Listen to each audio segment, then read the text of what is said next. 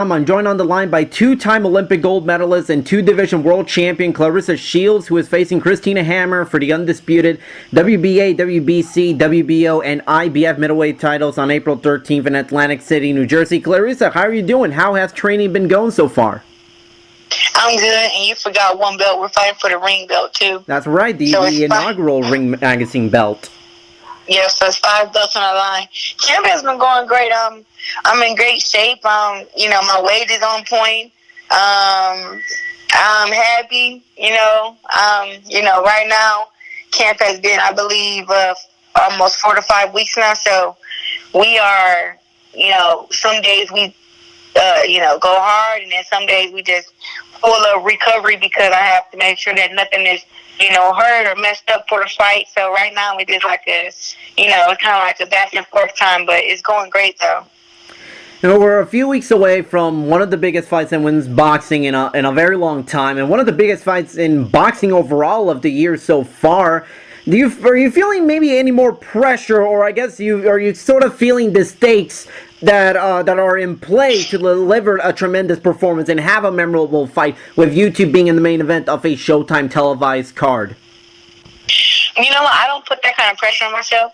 I just know that this is a great fight for women's boxing. I know that every time I perform that I raise the sport to a different height. So my main focus is just making sure that I'm focused, I'm in shape, healthy, and that I'm mentally just in a good place. And I know, me knowing myself, I'm going to go out there and perform. This is not the first time that I've been at the top of my career or been at the top. I've been at the Olympics twice. I've won world championships in the amateurs. I've won world titles already in the professionals. I've always been at the top. So, even though it's 4 belts, even though it's 5 belts and, it's against another tough opponent and it's going to be on Saturday night, Showtime, main event, it's still just, to me, it'll just be another fight till I have the outcome. Once I get the outcome, then I'll be, super excited and stuff. But I don't let myself get super excited before the actual occasion. Christina is, from what I could gather, is, taller than the average opponent that you've faced so far in your pro career. Has there been anything that you've sort of done differently to combat her height and, her impressive jab work, which she has used to win some of her world titles in the past? She's not the tallest fighter I've ever fought against. As far as in the pros, yeah, she's the tallest. But, I think people kind of don't know how big I am. She's 5'11", I'm 5'9". I have pretty long arms, too, and I have a really good jab, and I, have good head movement, and I can move with my feet whenever I need to. I think that for this camp, though, I have been, making sure that I've been going, triple hard on my legs, with the sprints, the running, the leg drills, as far as in the boxing drills, cutting off the ring. I've been doing everything like that to really get my legs in shape, just in case, she may say she's going to get in there and stand in front of me and box me, but, she may run the whole night, and I may have to go in there and really hunt her down and have to chase her to, win rounds. So I'm just prepared to do that, and we've been working on cutting off the ring, and I've been sparring fighters taller than 5'9". I sparred against a heavyweight, Jared Anderson. He's ranked #1 on the USA team, and I believe he like 6'2" or something. I've sparred, #1 ranked Naomi Graham. She's heading to the Olympics in 2020 at 165 pounds, and she's 5'11", 6 feet. So, just with that, I've had great sparring and just making sure that I'm 100% ready and taking off all my boxes. There's a lot of debate today among pundits in women's boxing as to who the best pound-for-pound boxer today is, and you're certainly in the conversation along with Cecilia Braekhus, Katie Taylor, Amanda Serrano. In your eyes, you believe that the winner of this fight is definitively the #1 pound-for-pound fighter today?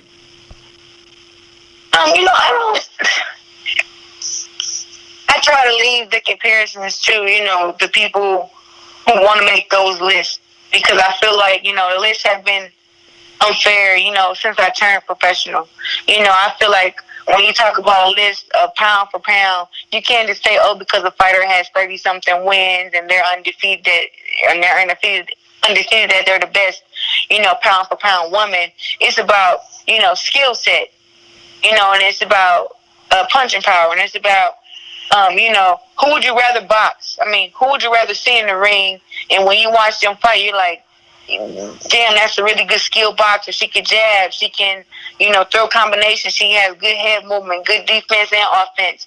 And that's how you, judge a pound for pound fighter. And I feel like, above all, I feel like my boxing skills are very superb. And I feel like I am the number one on the pound for pound list. And I feel like right after me, when you talk about skill wise, is Katie Taylor. And then after Katie Taylor, then you can maybe go to, Cindy Serrano, then go to Cecilia Braekhus.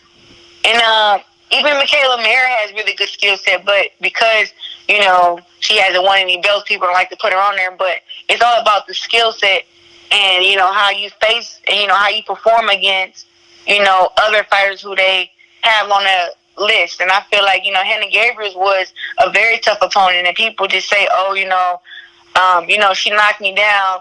But they have to realize after that, if I didn't have defense, if I didn't have a good jab, if I didn't adjust, she would have kept knocking me down, and I would have lost the fight. But I'm, just you can see how huge my IQ is by just how I continue the fight, how I switched my game plan from the first round to the 10th, and I won every round after the knockdown. And to do that against an experienced opponent is not just, oh, you're stronger and you're faster than her. I had to make sure I kept my chin down. I had to make sure I kept my jab on. I had to start using feints on her. I had to start going to the body. It was all kind of stuff I had to do to get that victory. And people just say, oh, she went there and she started throwing punches. Like, no, look at the damn fight. Look at the fight. If I wasn't able to, if I wouldn't have started jabbing and start moving my head, she would have knocked me down again and probably got a knockout. Like, I have a very high IQ, and there's a lot of girls, once they get knocked down, the fight is over. They don't know what to do. They don't know how to adjust. And I think that, since I go out there and I can blow girls in the dust and I can beat them so easy, that they don't really want to, look at the skill set that I have. Like they want me to go out there and box around for 10 rounds, and then they'll give me props on how great I could box. But you're probably never going to see that until I have to actually do it. Undisputed championship fights are rare in boxing. What I mean is, champion against champion, not when you have an undisputed champion already and the person has to defend the titles. And regardless of what era we live in, those kinds of fights are rare. And when this fight was announced last year, and then it got scrapped with Christina's medical emergency, admittedly, there was a part of me that was thinking that, the universe, the boxing gods are going to find a way to make sure this fight doesn't happen. Admittedly, I was kind of afraid because I was really looking forward into this fight. Was there a point, before this fight got announced where you kind of thought that this fight might not happen at all for X, Y, and Z reason that's beyond my control? I never thought that. It's always, to me, I try to look at the big picture and not look at the little things in the picture. And to me, she was just a small thing. I was like, okay, we've already been, we already signed our contracts and everything to fight for November 17th. And then, with her illness and everything, they wanted to push it back to December and all this stuff. So, we were willing to push it back to then, but then her doctors came back and said, she couldn't fight till March. And so, the doctors and everybody from the USA flew to Germany. They saw the paperwork. They saw the testings. And, Christina Hammer never was saying she didn't want to fight me. And she actually signed some kind of agreement to where she said that I would be the first person she fought coming back from her sickness. Now, with that, I thought it was some kind of mind game because it was like they thought I wasn't going to fight because she wasn't fighting. And I was like, yeah, right. Get me a match. I've already been in camp 6 weeks, and I have 2 more weeks left. If she doesn't, if she can't show up November 17th, get somebody in there. Get somebody. And That's who I'll fight. So I fought twice. So I understood her coming back and wanting to have a tune-up, even though that's not her agreement. But, just thinking about it from a boxer standpoint, and to be completely fair, she did come off of illness. She does need to get back in the ring and shake some ring rest off and all that stuff. And I want to fight her at 100%. So I just feel like, okay, I'm cool with her doing the fight that she wants to do, but it was already sealed on paper that me and her was going to fight. I just wasn't going to be inactive, while she got better, because I wasn't the one that was sick. So I never feared her. I never feared her not fighting me. I just didn't know when the fight would come. Honestly, I thought she wanted to buy more time, and she could push it back as much as she wanted. But I think once the WBC vacated, when they vacated her belt and they put it up for grabs, and I was given a chance to fight for it, and I won it, I think then that that was a wake up call for her. Like, whoa, I can't just, I can't just, not fight her, or, because I'll lose my belts, because everybody knows that the goal was to become, undisputed. So, yeah, it kind of pissed both of us off, though, because it's like I'm the WBC champion, I'm the WBC reigning champion, and she's the WBC champion in recess. So it's like we share a belt, which I don't like, and she doesn't like either. So it kind of added more fuel to the fire for the fight. Speaking on adding fuel to the fight, obviously you two have had a long history, a rivalry, fighting on the same Showtime card last year, and really I look at this fight, and it's kind of like a perfect storm for the sport. I mean, do you kind of look at this fight where it's the kind of fight where it kind of pushes women's boxing to the next level, and you just see an explosion of women's stars and opportunities to fight on bigger networks on a regular basis? Kind of like, off the top of my head, Chris Cyborg and Gina Carano did for women's MMA about a decade ago, which that fight kind of made paved the way for a lot of new stars in mixed martial arts. Make women's boxing great again. Okay, well, yeah, I definitely think this is the fight to make women's boxing great again, and I say again because women boxing, there were some that were highly recognized, and but they just weren't on TV. So I think that with this new revolution we have going on, I think that this fight will just bring attention to people. Not even saying girl fight, but they'll be like, it's a boxing match on, and I think that this fight's going to do great views, and,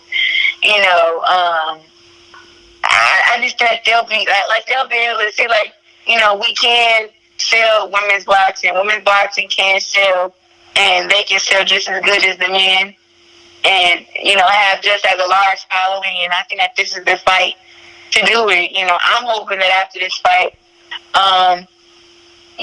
these other girls who, don't have belts, or, who have padded up records, and there's a lot of them, that they need to go fight some real fighters and, climb away at the ladder so I can have me some more opponents and, build themselves up so, when they make it to the point to where they can fight me, that they, have something to bring with them besides a big mouth. Bring a great record, bring some good names on your record, fight some title holders, just get their name up there, and I think that it'll be, great. You'll be able to really look at these girls. You won't just know who Claressa Shields is, but you'll know who the other girls are, and you can look them up, and you'll wonder who will win this fight. And I think that the first, pay-per-view women's fight, I believe, will be between me and Cecilia Braekhus, if she's, willing to come up to 154 and face me. I don't want to ask you to look past Christina Hammer, but have you sort of given any thought as to what your future past April 13th could be if you win? I mean, you would have cleaned out a division. Do you plan on going down to 154 to try to become a 3-division champion, or go back to super middleweight to try to become undisputed at that weight class, or just simply remain at 160 for the moment? I want to go to 160. I want to stay at 160, but then I do want to, like I said, if I was to go down to 154, it would be for Cecilia Braekhus. I would want to have a fight before her. If I could become a 3-time division champion, great. I would love to do that. And then I would love to fight against Cecilia Braekhus just to seal my name on the pound list as the number 1. And then after that, I would like to fight at 160, and defend my undisputed title. And it's a lot of competition at 168 now. I believe all the belts are taken. French Iron Cruz has a belt. Elisa Napoleon has a belt. A girl just beat Femke Hermans for the belt. I can't remember the girl name. And I don't know who the BO champion is. But it's a lot of competition there. So if I want to be, a 3-time division, 4-time division champion, or be undisputed at 160 and 168, that would be, record breaking and great for me. And I'm all about breaking records. So, I would want to fight at 160 and keep defending my titles, but I also wouldn't be against going to 168 and, make it a goal to become undisputed there. And, as I get older, I don't think I'm going to get any bigger, but I can fight at 175 too, because a couple of those girls been yelling my name too since I moved down to 160. But I can weigh in at 168.3 and beat those girls at 175. Yeah, I saw, I believe they recently had a new WBO 175-pound champion, so that division is definitely opening up a little bit, it seems like. Yeah, women's heavyweight division. Sounds good. Before I let you go, I wanted to ask about the news of this film about yourself that's in the works. Your phone's going in and out. Barry Jenkins, who wrote Moonlight, writing the script. I wanted to ask, how did that project kind of came about, or how did it all happen? I know about the film with Barry Jenkins before. Well, it wasn't Barry Jenkins at first. First, it was just Universal that they hadn't found a writer yet for the story. I knew that they had a couple different options and they were interviewing people. But Universal reached out to me 2016 about doing a story on my life when I was getting ready for my second Olympics. And we just, went back and forth with the contract and all this stuff for about almost a year before we actually got something signed and sealed. And then after we got something signed and sealed, we had picked the winner. They had ended up choosing the writer of my story to be Barry Jenkins after he went through all these testings and all this stuff. And it was before he won the nomination for the Grammy. Was it the Grammy or was the Oscar nomination? It was an Oscar. So it was before then. So we already had chose him to be the person to write my story before that. After, it was kind of like, he was, finishing writing up Moonlight. He had, done so many different things. And, I was just kind of like, we really was, when me and him talked, he asked me, what did I want my story to be? And, he gave me a rundown of what, he was thinking. And I told him, we went back and forth, and I just told him, like, I think that my story, I don't want people to see it as, a sad story, but see it as a triumph kind of story, as a story that's very inspirational. And, even though I had, some things happen to me as a child, I want them to know, like, it didn't, make me be a boxer. It didn't, it didn't, make me be a worthless person because of what happened. And I wanted to, show my side outside of boxing, but then also kind of explain my upbringing a little bit more in detail. And not just talking about, the being raped and the being molested, but just talk about, me growing up and, key things that happened to make me have the mindset that I have inside the ring and outside the ring. And I think that a lot of people don't know that. So, we talked about that, and, now he's writing the script now because he's finished with all the other things he was doing, and we figured out, that the story would be, of course, the 2-time Olympic gold medalist, and then not the world titles, but, now we may even be adding the undisputed, fight to the story. But it's like a story that's not really ending right now. It's not ending. After I become undisputed, it's so much more. So I'm trying to figure out what's going to be the ending of the movie right now. But he's actually doing the writing and everything right now.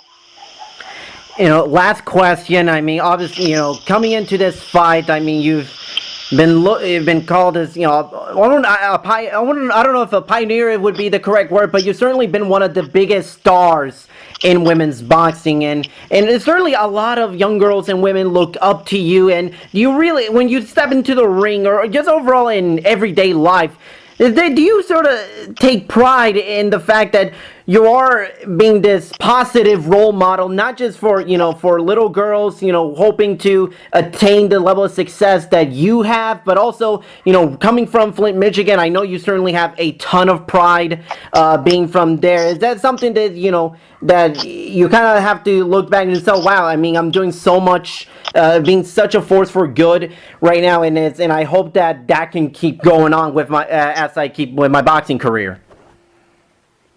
I mean, I've never been a person to get into trouble, and I've always been a person to, give advice and try to lead by example.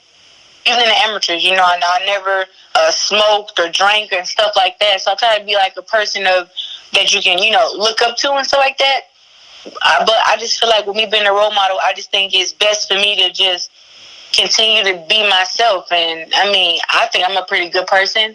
I believe in God. Like I said, I don't drink and I don't smoke, and I continue to grow as a person. But the main thing is being who I am. Not letting the cameras change me. No matter who say, oh, women shouldn't be so outspoken and you should be more humble and all this bull crap. I think that people need to know that there are so many different kind of women, just like there are different kind of men. And if they're gonna start getting behind women's boxing and getting behind women, period, they need to understand that it's not just one definition of what a strong woman is or what a strong person is. Some people are strong and they don't have to say anything. But then there are some people that's strong who have to speak it and to actually do it.